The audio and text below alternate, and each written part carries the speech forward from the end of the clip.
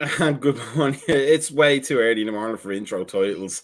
Way too early. But we finally got to the end of the week of the extra early. We discussed But it getting wanted to that play right. again.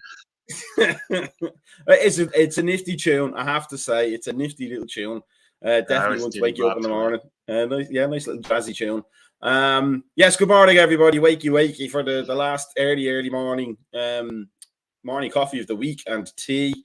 It's me, Macca, with Trevor. How are you, Trevor? Doing all right. It was We're getting just through it bopping all. back and forth to the song. Getting through it all and getting awoken by fantastic jazz tunes. Let's get straight into it because it's the end of the international break, thankfully. My country certainly had nothing to shout about. Nice 3-2 win against one of the worst teams in Europe. So, let's keep quiet about that. But yes, we've got a game coming up the weekend, and we have, it seems, players returning. We have Konaté's back, Ramsey's back, Quivine Kelleher is back, and Jordan Henderson is back. How does that sound to you, Trevor? Sounds delightful because in the one that stands out the most to me, everybody's going to look at Henderson, but having Konaté back and having that option to pull Gomez after his fourth time getting beaten is music to my ears. I mean, we were talking about this last night on the Thursday podcast, but Matip is, he's on. It's like he's getting into form. He's been having, he had a great game in the last one. So it's nice to have that, but it's really not to be bad about Joe Gomez per se, but Konaté is just a better player, and it's nice to have that option, really, isn't it? Yeah, and that's not me coming out and just coming off the top rope on Gomez. It's just something where he was there and everything was magnified because there was no cover. It was Nat Phillips and then a bunch of kids. And every time, even when Virgil was making mistakes and you're going, oh God, there has to be just something done. There has to be somebody here that can come in and just stop the bleeding. And there was nobody. There was no Matip. There was no Konaté. And it was just Gomez left to come over and try to help when things were going wrong and he just wasn't equipped for it. So this is more a celebration of getting bodies back that can really help rather than just trying to diminish the guys that were in there. It also, it kind of provides that competition almost, doesn't it? That keeps the other defenders on their toes. Like we've seen before, not just at Liverpool, but at other clubs, if you observe them, that when the starters don't really have any competition, it just, even the highest standard player kind of gets a tiny bit complacent almost, don't they?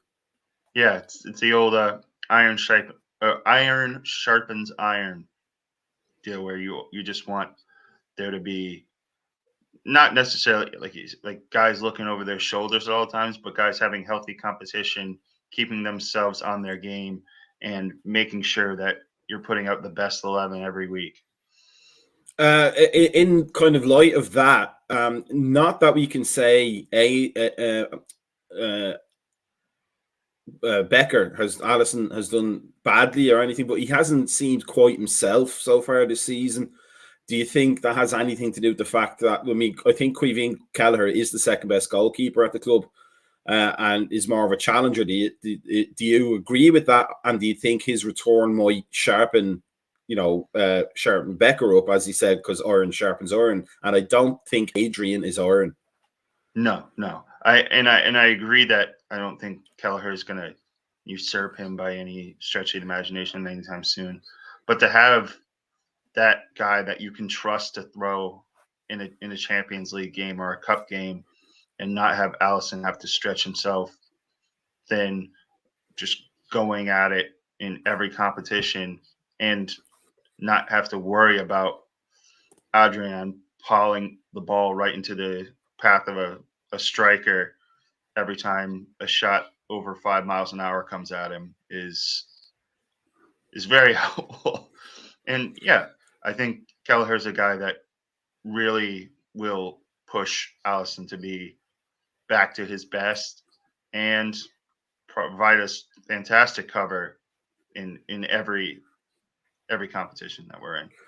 Because it's not even, I mean, it's not, we like Adrian. He seems like a good personality to have around the club, but he is an older veteran keeper now at this point, whereas Kevin Kelleher, he just has that hunger about him, doesn't he? That, like, the hunger of youth. The same with Konate, they just want to get better and better as fast as possible. And on that note, how pleasing is it to see Ramsey back? Because, I mean, he looked like potential, really, didn't he?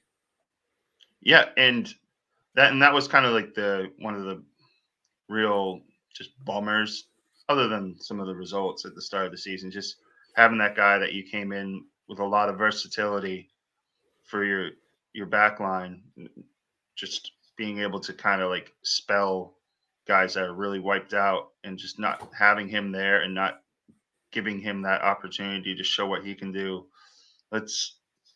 I don't say like throw him in there right away, but I hope to see him get some minutes sooner rather than later. Henderson's back. Do you think he starts? Would you put him straight into the midfield, or do you think, club captain or no club captain, the midfield looked a lot more functional, a lot more functioning rather, and a lot more inspired with Thiago, Fabinho, and Elliott in the last game? And maybe is that something you want to keep looking at rather than just shoehorn the captain back in because he's the captain? Yeah, I think it's something where and with Brighton, I don't think it's necessary to, and this isn't a slight on Brighton, but to like just shoehorn him in right away. His only cameo for England was 2-3 minutes. So if he came on as a substitute, I'm sure it would get a huge reaction. But I don't think there's any reason to really just throw him back into the fire right away and just not necessarily risk a potential injury, but to just give you those extra opportunities to have him get kind of beat up unnecessarily. Before we move on to the next thing, which is quite an important topic in football in general, we had this debate last night as well on the podcast. Who do you start up front, Bobby or Nunes? Ooh, Bobby, but Nunes scored during the week, so he might have the bit between his teeth. Yeah, and in my opinion, I really am leaning towards Darwin, because it's something where I don't necessarily think Bobby should just be a full-time sub at this stage of his Liverpool run.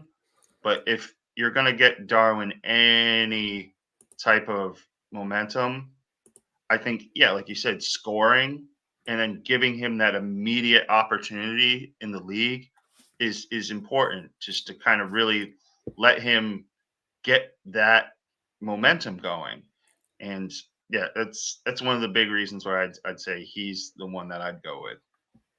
I mean, it is probably the best of both worlds almost, would to do the old Gerard Houllier thing, just rotate the two of them for a while, wouldn't it? Just to get Nunes' confidence up and not overstretch Firmino, because he is getting on in years. Yeah, and Bobby has shown incredible professionalism in being a bench guy over these past couple of years, when his kind of role has kind of fallen by the wayside, and it's not that front three that we grew to love for so long. But it's also, I don't know what Darwin can do as a substitute. Whenever I saw him with Benfica in either the Champions League or that rare Portuguese stream that would come back when you're putting together a parlay. Not to say that illegal streams are something I recommend. We don't advocate for them here. No, yeah, especially with an old laptop that has seen better days. Yeah, I've never seen him as a substitute, so I don't know what he can do in that role. Whereas Bobby's a known property in that. So take the guy that you spent a ton. Yeah, we don't know what Nunez is off the bench yet. We know what Bobby is. We know that he can come in and he can terrorize just really tired defenders by getting the ball and then forcing them to really just commit to one direction and hope that's the one that he's going in. And yeah, I think for that, we should just go with Darwin up front and see what goes. I just want to point out that Trevor was talking about literal directions and not one direction, the band there, although I could see Darwin Núñez in one direction, the band. He has the hairstyle for it. Let's move on to the next topic. For me, it's a really important topic just from personal experience. But although this refers more to the women's game, it still is an indicator of UEFA's stance. UEFA confirms it does not allow concussion subs after the confusion over Beth Mead head injury. We saw last night for any. I'm not an American football fan, but it's all over the news. I think his name is David Tua, or is it Tua something else? Tua Tagovailoa from okay. Not just a concussion, but a second impact concussion, which from my days as a coach, and especially a high school coach, where it's drilled into you as a coach to, be really, really attentive to concussions, because a second impact concussion is the worst one. That's the one that does the damage. That's the one that puts people in care for the rest of their lives, if not in a coffin. Do you think it's time for UEFA to just be the leader almost in team sports and contact sports and say, look, this is a serious problem. We already know from the old players heading those heavy leather footballs from the 50s and the 60s that there are repetitive brain concussions and brain traumas. Let's do something about it now. Or are we waiting for our own version of what happened last night to happen in soccer?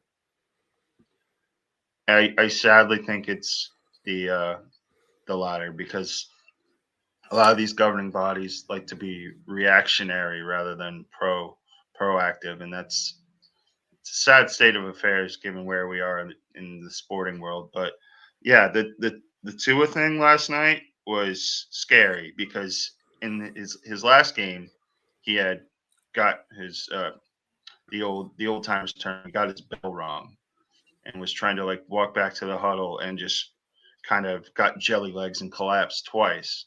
So when he got hit this time, and you could just see his hands just go into these weird seizure gestures, and then he was getting carted off the field, and his body was it looked like stiff as a board, but it was moving like a tree in the wind. And we've all seen games where guys have gone up for headers and then they've just come down flat on their backs, and it looks as if they just got knocked into like an ice pit or something. And it's scary. And the fact that a lot of these places won't even hear it as a conversation about a concussion substitution, when you have so many advocates, both here in the States, you got guys like Taylor Twellman, who will just yell until he's blue in the face about concussions. And there's plenty of advocates in Europe and in Asia as well about, look at what this can do to a guy's life if you really just let them do this over and over and over again, and there's no taking them off the field. There's no protecting the players. God, I really hope it doesn't take a tragedy for something to be done in terms of change, but I just don't have the utmost faith in UEFA's principles of, oh, well, we've already given you 2 more subs. What more do you want? What do you want? Just every time a guy has a headache, I think they equate concussions to like a headache when it's the farthest thing from it. I'm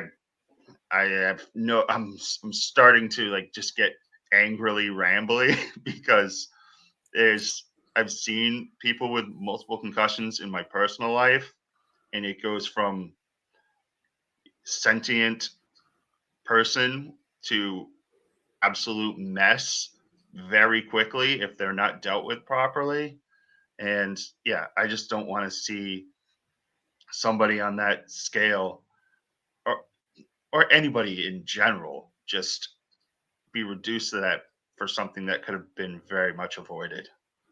You read and hear sometimes, especially anecdotally, and sometimes from old school ex-players and managers, but also sometimes from modern commentators, that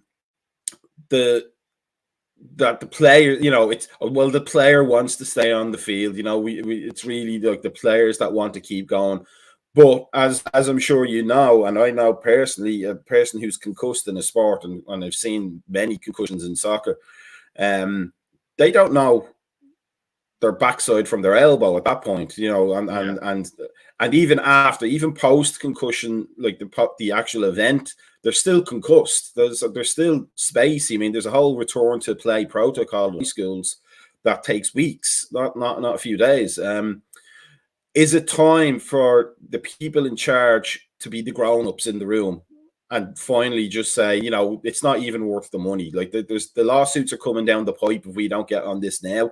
And given that there's no collective bargaining in soccer, so it's not like, the entire players union can agree to anything. It's literally, there's lawsuits coming down the pipe if they don't get a handle on it. Now, do you think it's basically, Atlan here says FIFA and UEFA are run by suits, not ex-players. I wouldn't trust ex-players with it either, because as I've said, ex-players are often the ones that are saying, just shake it off and keep going, or the player wants to play. You're not a player if you don't want to get on the field. But somebody has to grow up and say, listen, people, it's not healthy. We don't want a generation of players in wheelchair and long-term care just because we couldn't figure out a change. And we figured out enough changes in the rules in terms of VAR, did that quick enough. But this one seems to be slow, and it's almost like you don't want to have the superstars off the field if the superstars are affected. Almost like money is dictating the decision, do you think?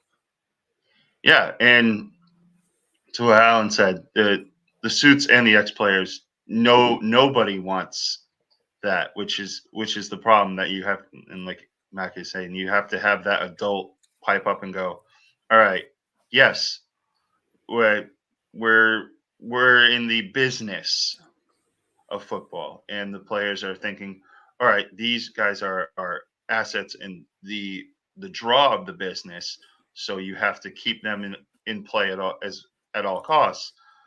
There has to be someone who goes, yes, they're assets in terms of this whole ecosystem, but they're also people, and they're people that we don't want to have applesauce for brains at 29 because they're having these concussions and getting 6 or 7 in a season potentially, especially with very just high speed center backs and forwards just clashing all the time.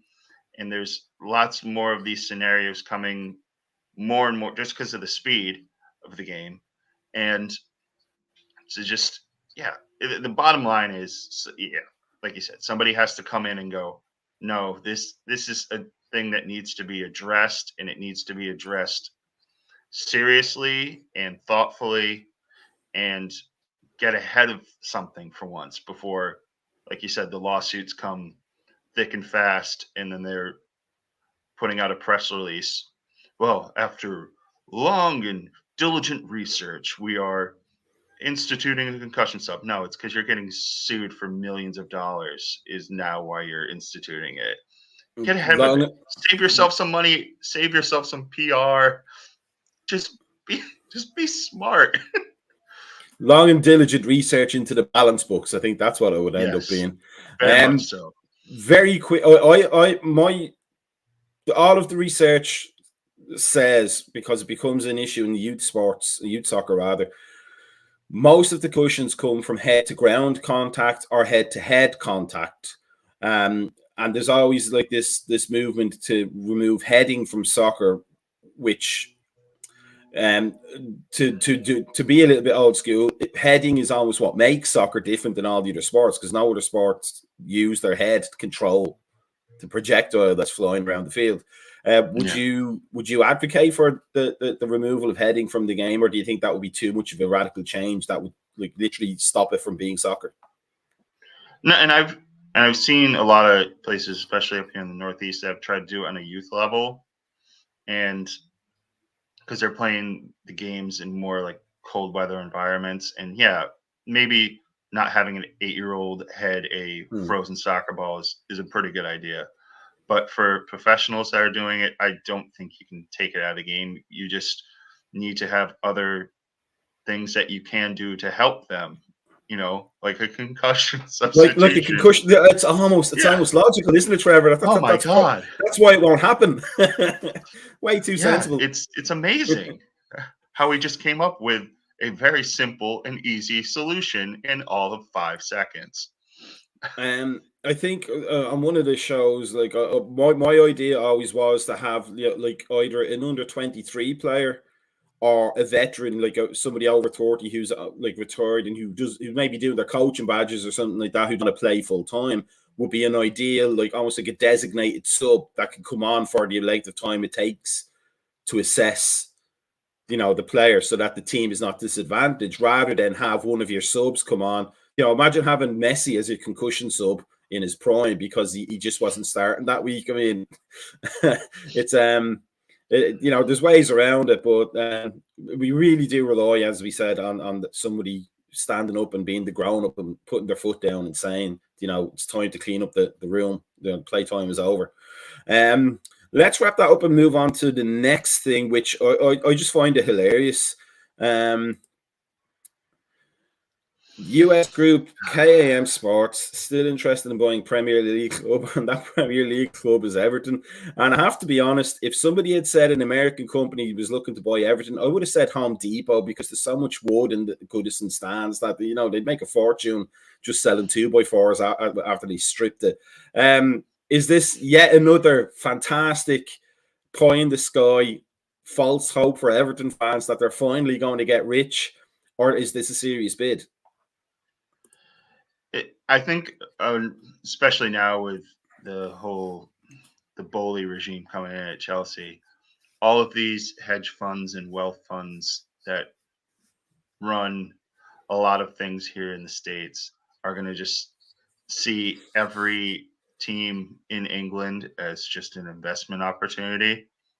And I'm sure if I did a little research real quick on KAM Sports, I would not find probably the most glowing of resumes in terms of their involvement in sports. But if it's somebody that comes in for Everton and, makes a couple moves that makes them happy for a week before they fall apart and then everybody hates them again, that's fine. Just, go for it. Just go for it. In terms of it is sort of worrying, as you say, that all these American hedge funds are looking to English soccer and soccer in general to invest into, because to put my Bill Shankly socialist hat on, they're never good for anybody than making money for themselves. Those hedge funds really are. It's like you've already seen Todd Bowley trying to change the parameters of the game with his All-Star game idea, and the Super League with no promotion or relegation, and we're going to get these crazy ideas of bringing, not to be insulted, but bringing American ideas into soccer. Do you think it's something that looks good for the individual club fans, to say they're going to get an investment of money, but for the overall health of the game might end up being bad because the game gets changed beyond recognition to suit their need to make a return on their investment? Yeah, there's always that worry. And I feel that's a justified worry of when a bunch of people come in from a different country that run things differently. And they American sports runs on the franchise model, obviously, and they don't quite have a firm grasp on how everything else in the rest of the world works, and just want to shoehorn their principles and ideas into something that's been in place for the better part of 2 centuries. They I'm just sitting here. I did 2 seconds of Googling on KAM Sports, and I don't see let's just say a group of people that are going to come in and try to like set the world on fire. I think they just want to add something to their portfolio. No. I don't think they would try to make wholesale changes. Whereas Bowley's group is a bit more boisterous. Like when they came in, because I'm a Dodgers fan in baseball, and they came in and they tried to just do a lot of things in terms of shifting the culture. And when all that stuff was kind of like, you don't know what you're talking about, they go, okay, we'll just buy a bunch of players. We'll just make a bunch of trades. We'll empty the farm system for whatever we need, and anybody who wants a big contract will get it. And that's done well for the Dodgers, and we'll see what that does for Chelsea in a completely different ecosystem, because the Dodgers cannot get relegated to AAA baseball. And I really just hope that if KAM goes over there and does their thing with Everton, they just, hey, here's some money, have fun, spend it poorly like you always do. Yeah, given how closely they flirted with relegation last year, it could be a huge shock to the system, couldn't it? If they go in not really understanding the whole concept of promotion, relegation, buy a club, and then get relegated into the championship with their parachute payments that will run out fairly soon after that. And at that point, then you kind of fear American investors. I mean, Premier League clubs especially are cash cows. Really, they are. It is the most popular league in the world. But if they know if there's a good chance they're going to lose their money without having the safety net of non-relegation, they are going to try and want to exert power and influence and change things to make sure that doesn't happen, aren't they? Yeah, and all it takes is one of those guys to just start off that set of dominoes. And I was reading that they're trying to like get rid of relegation in the rugby league, and they think that these American owners coming over will start that conversation much loudlier. And I don't know if loudlier is a word. It is. It is now. It is now. And yeah, I don't want that. So I retract my statement. If that starts that domino, no, don't buy Everton, even if you make things worse for them, which would be fun. Don't do it then. I just sticking on things Everton, but in the opposite direction of losing money. Fined for £300,000 for their pitch invasions against Crystal Palace. Now, we've seen it before with clubs, that have survived relegation on the last day or the second last day, and it is the beauty of promotion relegation that even down to the last day, there's something at stake in the league for somebody. Yeah. Even at the bottom of the table. But for a team that boos, for a supporter group that boos the team as much as Everton do, and famously do, and for a team that, they're so meme-worthy with the amount of fights their fans tried to start with stewards, etc. It's not surprising that they got fined, but it really, that's the epitome of Everton, isn't it? That they can celebrate a non-relegation rather than a trophy. Yeah, and get heavily sanctioned for doing so. So yeah, that just add that onto the meme list, because that's peak Everton right there. It's if you're KAM Sports, you want to be looking at that and going, maybe these fans aren't worth the money we're going to put into this. Yeah. Let's get back to just the last thing today, just the good thing. We play tomorrow at 10. There's a possibility of a watch along for anybody on the Discord channel. They can follow that, and possibly a pre-match or a post-match. We're at 10 a.m. in Eastern time on, I'm assuming, Peacock or NBC or one of those, USA, whatever they put them on now. What is your score prediction for the game tomorrow, Trevor? How do you think it will go? Now I'm trying to be more optimistic with my sports viewing across all of them. So I'm going to say a win regardless. But I also have to bring that just little speck of pessimism that's just part of my nature and say the old most boring scoreline that you can ask for from a pundit. 2-1. They're going to win, but they're not going to keep a clean sheet. We talked about this last night. I'm actually, for once, full of optimism. I actually think there'll be too much. Alan says it's on Peacock for anybody else watching.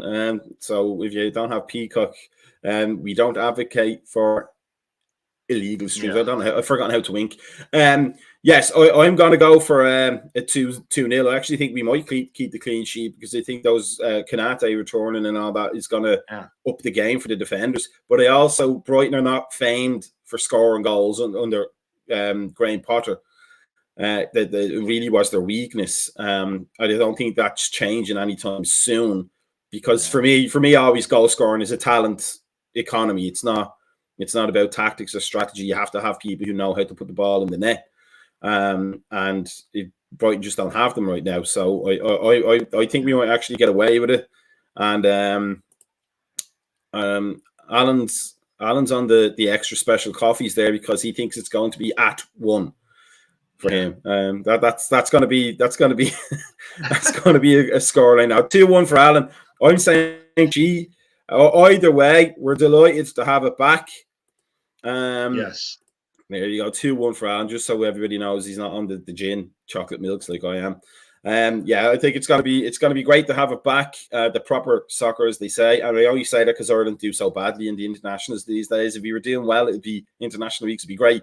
But yes, just remains to say thank you, Trevor. Thank you everybody who was with us this week for the earlier time. Smooching should be back next Monday at the normal time of 9 a.m. I think it is. Yes. Just check the clock there. And yes, keep an eye out if you're on the Discord channel for a watch along. Follow the YouTube channel, like and subscribe everything we do. And Alan says it's rum for him and his tea. That's Brendan Rodgers' favorite drink, Alan. Not that I'm bashing Brendan Rodgers. Trevor, have a good one, and we'll see you next week, I'm sure. You as well, my friend. Up the Reds. Let's go. Up the Reds. Let's go.